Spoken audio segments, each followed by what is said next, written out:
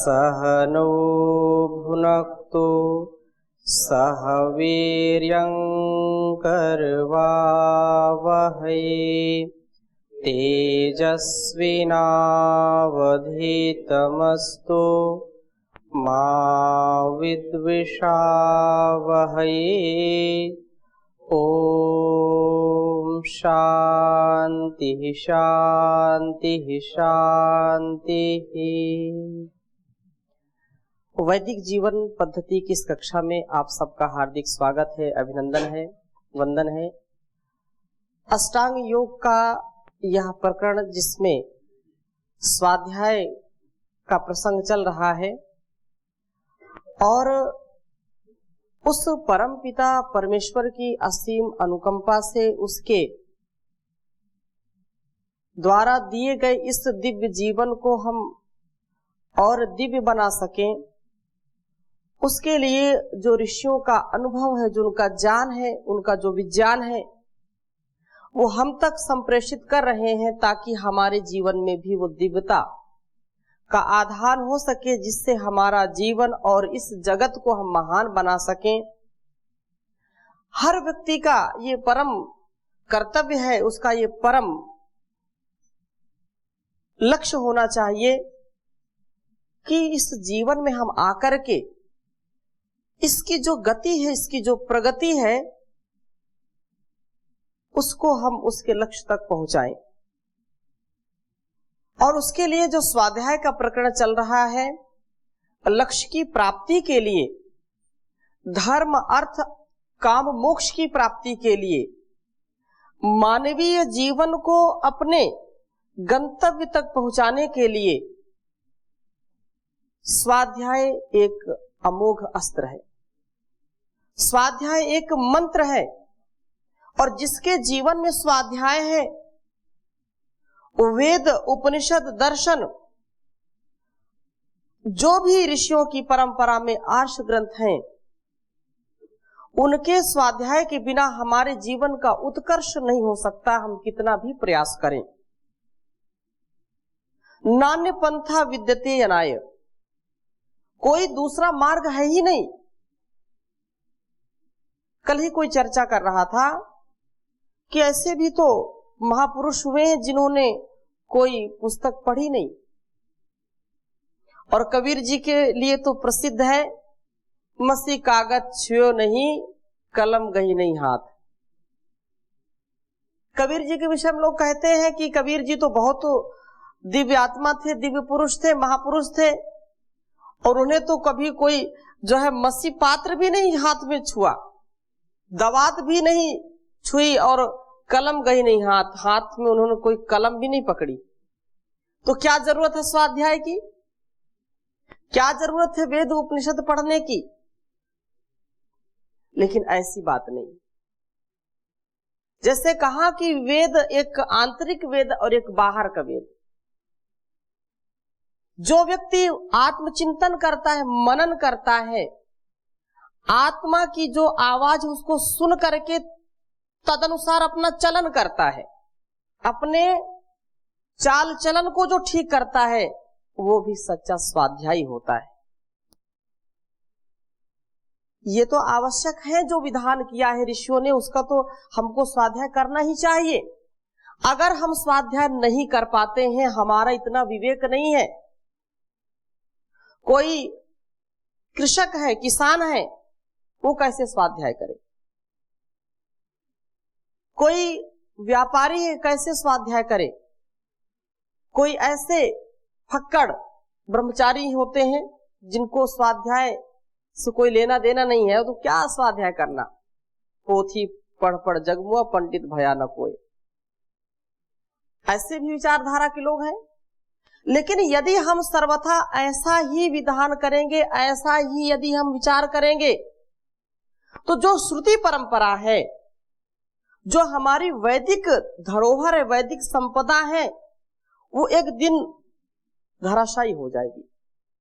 जो अक्षुण्य परंपरा है, जो अनादिकाल से ही ऋषियों की परंपरा से हम वेद उपनिषद दर्शन और जो परमात्मा के द्वारा दिए गए आदेश है, उपदेश है, संदेश है, उनको हम आत्मसात करते हैं, वो धीरे धीरे वो परंपरा टूट जाएगी। तो हम महापुरुषों के बीच में जो है कंपैरिजन उनपे ना करें, उनकी तुलना ना करें। पिछली कक्षा में थोड़ी सी चर्चा आई थी। तो कुछ लोग ऐसा अंधानुकरण करने लग जाते हैं कि वो महर्षि रमण जी का उदाहरण देंगे, ऐसे महापुरुषों का उदाहरण देंगे कि उन्होंने तो कोई पुस्तक पढ़ी नहीं, फिर भी दिव्यता उनके जीवन में थी। लेकिन ऐसा संभव नहीं है। हमने जो पूंजी कमाई है वो हमारे काम में आई है।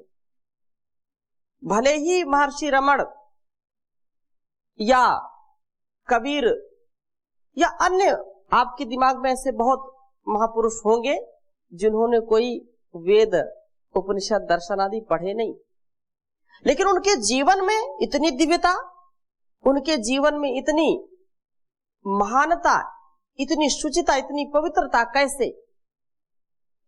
तो उन्होंने अपने जीवन को पूर्व जन्म में भी अच्छा किया है। हमारे मन से, हमारी वाणी से, हमारे व्यवहार से जो कुछ भी हम करते हैं वो हमारी सच्ची पूंजी होती है। मनसा वाचा कर्मणा, हम जो भी व्यवहार करते हैं वो जैसे ताबूत में बोलते हैं कील ठोकने का काम होता है ना। यदि हम बुरा करेंगे तो जरूर वो हमारे लिए ताबूत में कील ठोकने का काम होगा।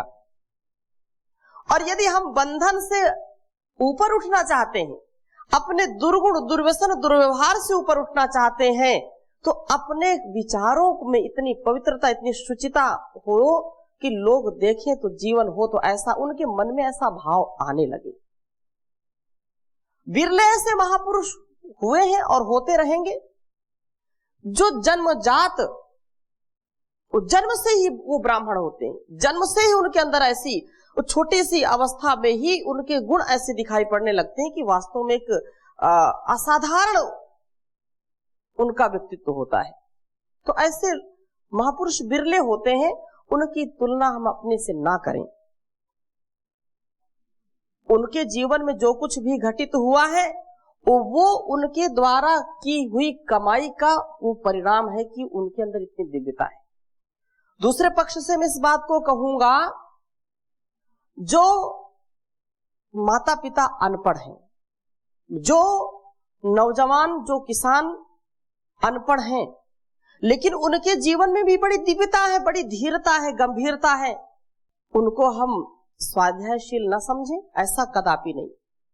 जिससे मैंने पहले निवेदन किया कि जिनके हृदय में इतनी पवित्रता है, जो आत्मचिंतन करते हैं, सोच विचार करके कार्य करते हैं, अपने कार्यों को सोच विचार करके करना और दूसरों के प्रति सदा उदारता से व्यवहार करना, किसी के जीवन में कोई कष्ट न देना, हिंसा न करना, ये भले ही उन्होंने इस ग्रंथ को नहीं पढ़ा, नहीं समझा, लेकिन अपने संस्कारों का परिष्कार किया है, ये भी उनका स्वाध्याय है। अपने से बड़ों से जो बात सुनते हैं और बड़ों की बात का आत्मसात करना, ये भी स्वाध्याय है। इसलिए कहा नित्य स्वाध्याय सत्संग करते रहो। स्वाध्याय करिए, और यदि स्वाध्याय करने का सामर्थ्य नहीं है तो कम से कम सुनने का सामर्थ्य तो होना ही चाहिए, सत्संग का सामर्थ्य तो होना ही चाहिए। और जो सत्संग करता है, तो जो सज्जना नाम संगति सत्संगति कथ्यते, जो उदार चरित्र वाले हैं, जो धीर है, गंभीर है, विद्वान है, धार्मिक है, तत्वज्ञ है, उनकी संगति में जो रहते हैं वो भी वैसे हो जाते हैं। ये भी एक स्वाध्याय का स्वरूप है। बहुत माता पिता इतने दिव्य होते हैं कि उन्होंने एक अक्षर नहीं पढ़ा, एक जो है विद्यालय में नहीं एक भी दिन गए, लेकिन उनकी संतानों को देखिए कैसे उन्होंने उनका पालन पोषण किया, कैसे उनको संस्कार दिया, कैसे उठना, कैसे बैठना, कैसे खाना, कैसे पीना, कैसा अपने बड़ों से व्यवहार करना। ये साधारण काम नहीं है।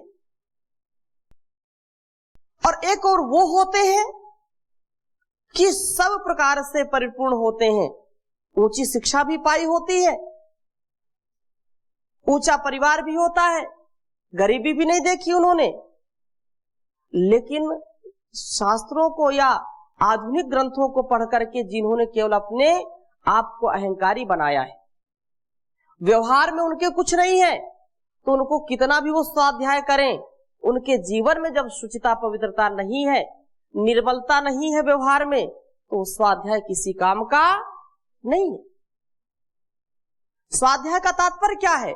स्वाध्याय का तात्पर्य तो यही है कि हम अपने आप की उन्नति करें, इस समाज की उन्नति करें, आत्मोन्नति करें, मोक्ष की प्राप्ति करें, अपने सारे दुर्व्यवहारों से, दुर्गुणों से, दुर्व्यसनों से मुक्त हो जाएं, पवित्रता से युक्त हो जाए, शुचिता से युक्त हो जाए। एक एक वाणी के व्यवहार में शुचिता हो, पवित्रता हो, तो जीवन हमारा श्रेष्ठ बनेगा। यस्य नास्ति स्वयं प्रज्ञा शास्त्रम तस्य करोति किम। अरे जिन्होंने अपनी प्रज्ञा को स्वाध्याय से सम्मत नहीं किया, स्वाध्याय से युक्त नहीं किया, और जैसा सुना, जैसा पढ़ा, जैसा अनुभव किया वैसा जिया नहीं, तो कितने भी शास्त्र व्यक्ति पढ़ ले, शास्त्र उसका कुछ भी उद्धार नहीं कर सकते। जिनके चरित्र में दिव्यता नहीं है, जिनके आचरण में दिव्यता नहीं है, तो वेद भी उनकी रक्षा नहीं कर सकते। आचारहीनम न पुनन्ति वेदा। भाई आचरण, कल चर्चा हम कर रहे थे कक्षा में कि व्याकरण भी हमारे आचरण की शुद्धि के लिए है। व्याकरण का भी यदि हम अध्ययन अध्यापन करते हैं तो व्याकरण भी वेद का अंग है, वेदांग उसको जो है, जो 6 अंग हैं, षडंग में व्याकरण भी आता है, उसकी चर्चा हमने पहले की थी। तो व्याकरण भी वेद का ही एक हिस्सा है, एक भाग, एक पार्ट है, और वेद हमारे जीवन को दिव्यता से भरने के लिए होता है। विधि और निषेध का एक आयाम, एक लक्ष्य तय करता है। तो व्याकरण को पढ़ करके हम आचरण को ठीक करें, इसके लिए व्याकरण है। जैसे एक छोटी सी चाबी है, जब इतना बड़ा आपका ये परिसर है गुरुकुल का, तो जितना बड़ा परिसर है, क्या उतना बड़ा गेट कोई लगाएगा क्या? गेट कितना बड़ा लगा है? परिसर से मतलब उसका 100वां हिस्सा या 40वां या 25वां हिस्सा कह लो, कोई कितना बड़ा लगाएगा। और जितना बड़ा गेट लगा दिया उतना बड़ा क्या कोई ताला लगाता है क्या उस पर? कि भाई इतना बड़ा गेट लगा दिया, इतना बड़ा ताला लगा दिया इसमें। जितना बड़ा गेट लगेगा उतना बड़ा ताला उस पर लटकता नहीं कभी। अच्छा, जितना बड़ा ताला लगा दिया तो क्या उतनी बड़ी चाबी लगाते हैं क्या? जितने माप का ताला है उतने माप की चाबी लगाएंगे क्या? चाबी कितनी होती है? छोटी होती है। तो ऐसे ही ये हमारा जो अस्तित्व है, इस अस्तित्व को हम पूरे अस्तित्व से कभी भी अपने आप को नियंत्रित नहीं कर सकते हैं।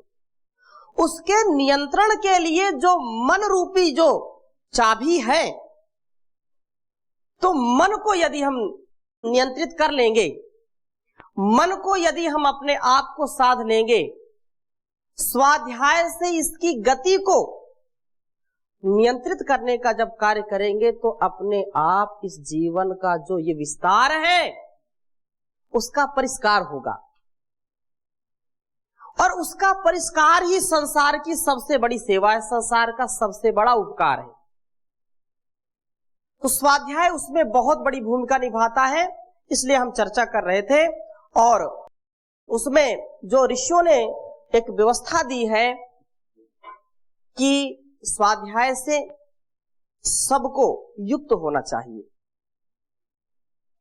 चाहे किसी भी वर्ण का हो, किसी भी आयु का हो, किसी भी, चाहे स्त्री हो चाहे पुरुष हो, चाहे ब्राह्मण हो, क्षत्रिय हो, वैश्य हो, शूद्र हो।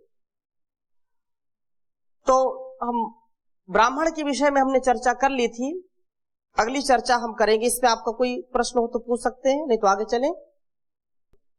तो क्षत्रिय के विषय में भी कहा कि जो राष्ट्र की रक्षा के लिए अपने आप को उत्तरदायी समझता है, राष्ट्र की, समाज की या इस अस्तित्व की जो रक्षा करता है, जैसे ये हमारे शरीर में ये ऊपर का जो हिस्सा है, गले के ऊपर का हिस्सा, ये ब्राह्मण कहलाता है। और जो हमारे ये हाथ, ये क्या है? एक क्षत्रिय है, रक्षा करने का काम करते हैं, इस अस्तित्व की रक्षा करते हैं। और उधर से क्या है? वैश्य है। और पैर से क्या है? शूद्र है। लेकिन यदि कोई ये कहे कि नहीं, आज की, क्योंकि कल किरण जी चर्चा कर रहे थे, तो ये समाज का जो कुरूप स्वरूप है, उसमें हम स्वाध्याय जब नहीं करते तो हम इसके स्वरूप को समझ नहीं पाते हैं और अंधेरे में लाठी चलाते रहते हैं। कहीं थोड़ी सी बात किसी ने एक हिस्सा उठा करके कहीं दे दिया तो बस उसी में हम अपने रोटियां सेकते रहते हैं, राजनीति की, समाज को विघटित करने का काम करते रहते हैं। लेकिन व्यवहारिक स्थिति को हम स्वीकार कब करेंगे? जब हम स्वाध्याय करेंगे, जब चीजों को समझेंगे, बारीकियों को समझेंगे और वैज्ञानिक पक्ष को स्वीकार करेंगे, विज्ञान से युक्त, विज्ञान से सम्मत।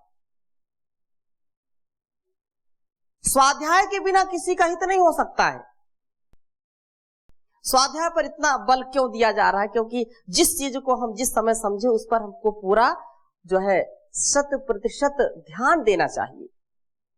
तो ये सारा अस्तित्व हमारा ब्राह्मण, क्षत्रिय, वैश्य और शूद्र का है। और ऐसी ही परंपरा ऋषियों ने इस समाज को दी है कि जिसका जैसा स्वभाव है उसको वैसे काम में लगाना, उसको वैसे ही अपने धर्म का, अपने स्वकर्तव्य का, अपने स्वकर्म का स्वाभिमान होना चाहिए, उसको वैसे ही मर मिटना चाहिए। उसको कार्यम व साध्यम देहम व पातेयम की जो उक्ति है, जो सूक्ति है, उस पर अपने जीवन को जीना चाहिए।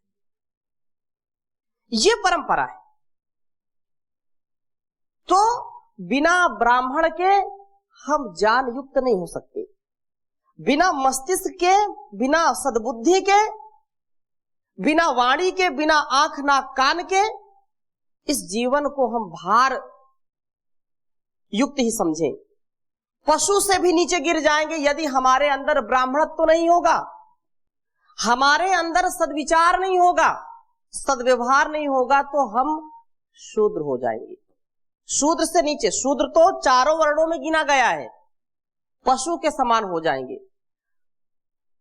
इसलिए वाणी व्यवहार का बहुत बड़ा महत्व होता है। वाणी से व्यक्ति, कल मैंने थोड़ी सी बात कही और ये सत्य है, एक शब्द निकलते ही मुंह से पता चल जाता है आप कितने गहरे पानी में हैं। ये पता चलता है कि आपका ज्ञान कितना परिपक्व है एक शब्द निकलने से। इसलिए ये ब्राह्मण का लक्षण है कि उसका एक एक शब्द बहुत दिव्यता से युक्त होना चाहिए, भव्यता से युक्त होना चाहिए। दूसरी बात क्षत्रिय की है, तो क्षत्रिय का अस्तित्व क्या है? रक्षा से है। और एक क्षत्रिय सोचे कि भाई मैं तो क्षत्रिय हूं, अपनी रक्षा करनी है, ब्राह्मण से क्या लेना देना मुझको? ऐसा कभी हो सकता है? जब ब्राह्मण के ऊपर कोई सिर पर लाठी बजाएगा, आपके सिर पर कोई लाठी मारेगा, तो कौन रक्षा करता है? सबसे पहले क्षत्रिय हाथ उठाता है। कोई तमाचा मारना चाहता, सबसे पहले हाथ कहां आते हैं?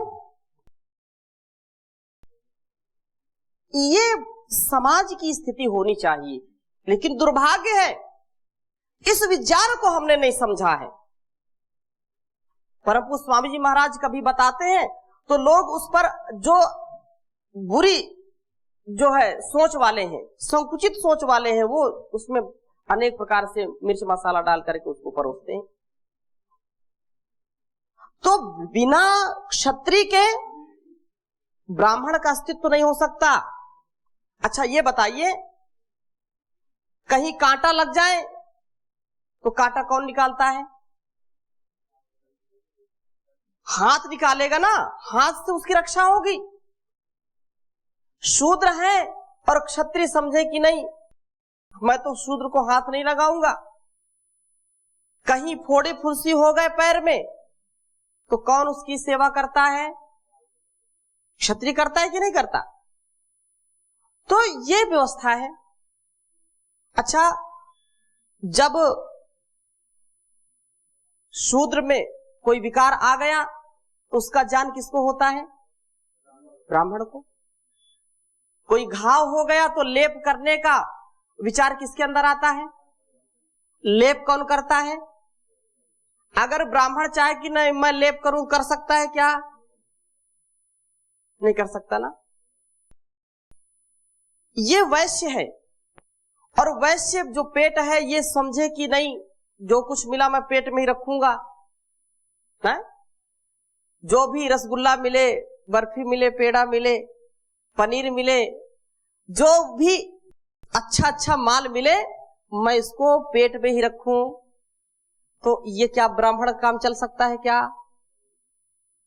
सारे शरीर को पोषक तत्व पोषण कहां से मिलता है? पेट से मिलता है। खाते तो मुंह से हैं, अगर मुंह में ये समझ लें कि नहीं बस ये बहुत अच्छी चीज है और मुंह में ही रखे रहो, तो क्या ऐसी कोई व्यवस्था परमात्मा ने मुंह में बनाई क्या कि शरीर को, इस मस्तिष्क को पोषण मिले? नहीं बनाया ना। तो ये जो चारों वर्ण हैं ये एक दूसरे से संबंधित हैं। इसमें से एक भी यदि इधर उधर हो गया तो कभी भी इसका कल्याण हो नहीं सकता। ये बहुत बड़ी बात है। अच्छा, जंगल में गए, सर्प आपको दिखाई पड़ा या शेर आ गया, अब पंडित जी सोचे नहीं मुझको नहीं जाना, मैं यहीं पर जो है अभी इसको 2-4 मंत्र सुनाऊंगा, तो इससे बच सकता है क्या वो? तो वहां भागने का काम कौन करता है? पंडित जी करते हैं क्या? सिर के बल कोई भागते हुए दिखाई पड़ा आपको? कौन भागता है? शूद्र रक्षा करता है। इसलिए संसार में इस 4 वर्णों की जो व्यवस्था है, क्योंकि विषय बहुत लंबा हो जाएगा, अभी केवल संक्षिप्त में इस चर्चा मैं कर रहा हूं, केवल कभी अवसर आएगा तो और इसकी चर्चा हम करेंगे। तो संसार में ऐसे ही कोई भी नीचे नहीं है। हाँ, अब इस पर आप बहुत सारे प्रश्न कर सकते हैं, बहुत लोगों के मन में बहुत प्रश्न हो सकते हैं। प्रश्नों का कोई अंत नहीं है, कुतर्क का कोई अंत नहीं है। अब आप ये कहें कि ऐसी व्यवस्था आप बता रहे तो ऐसा क्यों नहीं है, तो क्यों का उत्तर आप स्वयं विचार करिए, क्यों नहीं है। ये हमारी गलती है, हमारी त्रुटि है कि ऐसा हमने समाज को बना दिया। जिनको कुछ राष्ट्र की छवि अलग बनानी चाहिए थे, उन्होंने अपने कर्तव्यों का निर्वहन नहीं किया। इससे समाज की दृष्टि ऐसी हो गई, सृष्टि ऐसी हो गई। तो ये सारा जो अस्तित्व है ये हमारे लिए। एक श्लोक आपके सामने मैं लिख रखा हूं पहले से, इसको आप पढ़ लिए हैं पहली कक्षा में। इसकी और चर्चा करते हैं कि क्षत्रियों का क्या स्वधर्म है। क्षत्रियों के लिए भी कहा कि वर्ण व्यवस्था में एक वर्ण व्यवस्था, जो लोग इस समाज में जो है जहर फैलाने का काम करते हैं, उनके लिए एक बात मैं और कह देना चाहता हूं, और वैदिक जीवन पद्धति के दर्शकों को भी इस पर विचार करना चाहिए।